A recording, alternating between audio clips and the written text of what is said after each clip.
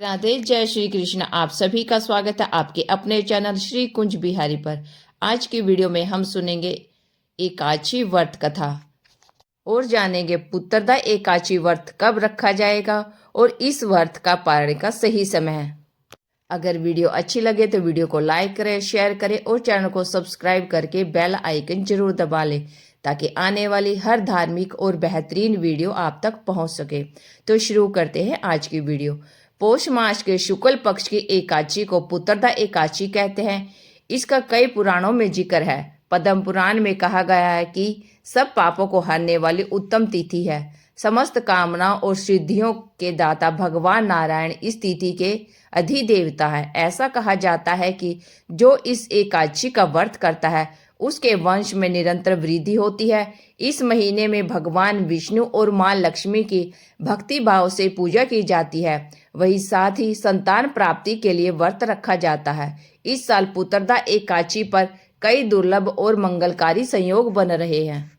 साल में दो पुत्रदा एकादशी आती है, एक सावन के महीने में और एक पौष मास के। दोनों का अपना महत्व है, इसलिए दोनों एकादशी का व्रत करना चाहिए।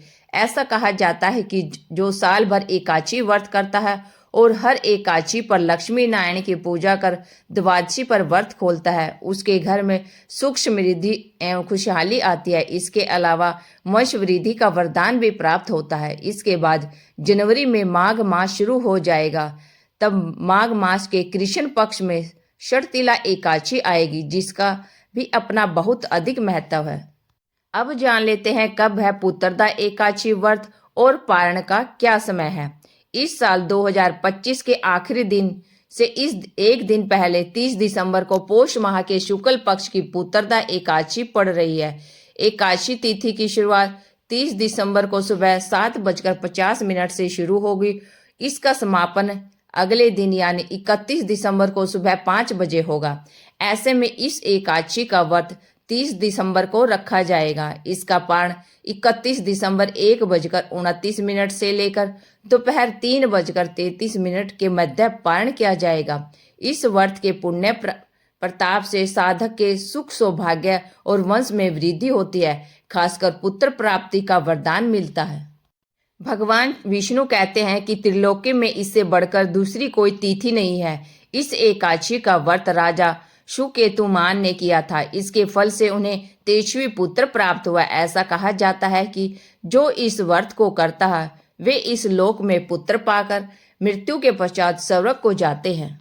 श्रोताओं, अब सुनते हैं पुत्रदा एकादशी व्रत कथा। बहुत पहले समय की बात है। भवदावतीपुरी में राजा सुकेतुमान राज्य करते थे। उनकी रानी का नाम चंपा था। रानी और राजा का बस एक ही दुख था कि उनकी कोई संतान नहीं थी। राजा को बहुत समय तक कोई वंशधर पुत्र प्राप्त नहीं हुआ, इसलिए दोनों पति पत्नी चिंता और शोक सागर में डूबे रहते थे। राजा के पितर भी राजा के इस दुख से दुखी थे क्योंकि उन्हें भी चिंता थी कि राजा के बाद और कोई ऐसा नहीं दिखाई देता जो हम लोगों का तर्पण करेगा। एक दिन राजा घोड़े पर सवार हो वन में जा रहे थे। राजा के महल में किसी को भी इस बात का पता न था। राजा उस घने जंगल भ्रमण करने लगे। मार्ग में कहीं शियार की बुलाई सुनाई पड़ती तो कहीं उल्लुओं की आवाज। अब दोपहर में राजा को भूख और लगी। वे पानी लेने के लिए आसपास देखने लगे। पास में ही उन्हें एक सरोवर दिखाई दिया। वहां मुनियों के बहुत से आश्रम थे। यह देखते ही राजा का दाहिना नेत्र और दाहिना हाथ फड़कने लगा जो उत्तम फल का सूचना दे रहा था। इसके बाद सरोवर के तट पर वो मुनियों के पास गए और उनकी वंदना करने लगे। राजा ने हाथ जोड़कर प्रणाम किया। तब राजा बोले, मुनि देव, आप कौन हैं और आप यहाँ क्यों आए हैं? सब सच सच बताएं। मुनि बोले, राजन, हम लोग विश्वदेव हैं, यहाँ माघ स्नान के लिए आए हैं। हम आपसे प्रसन्न हैं। आज ही पुत्रदा नाम की एकादशी है जो व्रत करने वाले मनुष्यों को पुत्र देती है। राजा ने कहा, अगर आप लोग प्रसन्न हैं तो मुझे पुत्र दीजिए। मुनि बोले, राजन, आज के ही दिन पुत्रदा नाम की एकादशी है। इसका व्रत बहुत विख्यात है। तुम आज से इस उत्तम व्रत का पालन करो। महाराज ने कहा कि भगवान केशव देव के प्रसाद से तुम्हें तेजस्वी पुत्र प्राप्त होगा। इस प्रकार विधि पूर्वक राजा ने व्रत किया, द्वादशी को इसका विधि विधान से पालन किया। इसके फलस्वरूप रानी ने कुछ दिनों बाद गर्भ धारण किया और 9 माह के बाद राजा को पुत्र की प्राप्ति हुई। इस प्रकार जो इस एकादशी के व्रत को करेगा उसे संतान की प्राप्ति जरूर होगी। वीडियो में आगे जानेंगे पुत्रदा एकादशी व्रत के नियम।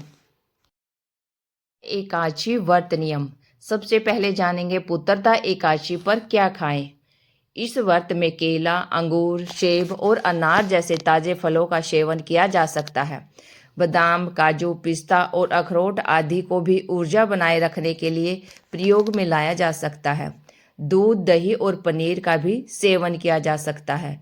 व्रत के दौरान कुट्टू का आटा, सिंघाड़े का आटा या साबूदाना से बनी चीज़ों का सेवन कर सकते हैं। व्रत में भोजन में साधारण नमक की जगह केवल सेंधा नमक का ही प्रयोग करें। अब जानते हैं इस व्रत में क्या नहीं खाएं। इस दिन चावल का सेवन गलती से भी ना करें। प्याज, लहसुन और मांस, मदिरा आदि से दूरी बनाए रखें। व्रत के दौरान शहद और सुपारी का सेवन भी वर्जित माना गया है।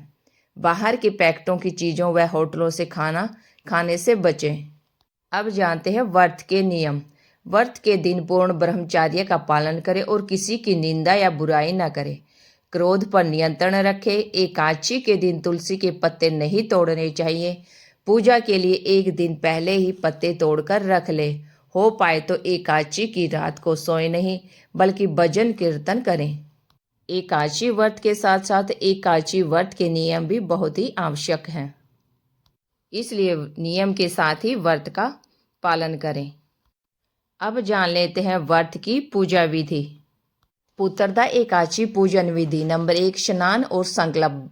ब्रह्म मुहूर्त में उठकर स्नान करें, स्वच्छ पीले वस्त्र पहने और हाथ में जल लेकर संतान प्राप्ति की कामना के साथ व्रत का संकल्प ले। नंबर 2, विष्णु पूजा। एक चौकी पर पीला वस्त्र बिछाकर भगवान विष्णु और लक्ष्मी जी की प्रतिमा या तस्वीर स्थापित करें। नंबर 2, गंगा जल या पंचामृत से अभिषेक करें। पीले चंदन, पीले फूल, तुलसी दल अर्पित करें।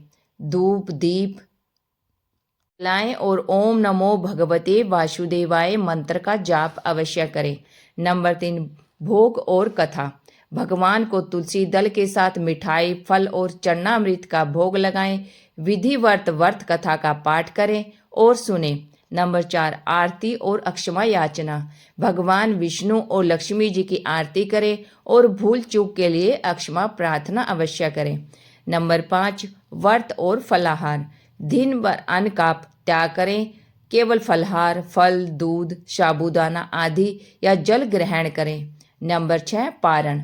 अगले दिन शुभ मुहूर्त में व्रत खोले, जिसमें ब्राह्मणों को भोजन कराकर दान दक्षिणा देकर ही अन्न ग्रहण करें।